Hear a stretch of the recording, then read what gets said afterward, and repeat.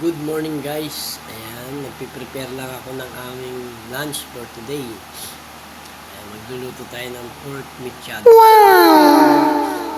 Hindi ako maglalagay ng tomato sauce.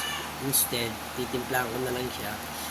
Pero gagamitin kong pangkulay is ayan, yung binibili dyan sa tindahan. At swete. Ayan. Meron tayong yan, may bell pepper tayo, potato na marami kasi gusto ng mga anak ko, tsaka carrots ang peraso. And the main ingredients of course yung ayan yung pork.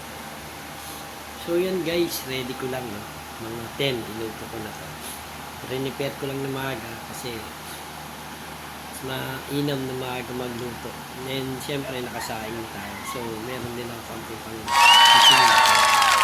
So guys, thank you very much for watching my video and see you again on my next upload. Bye!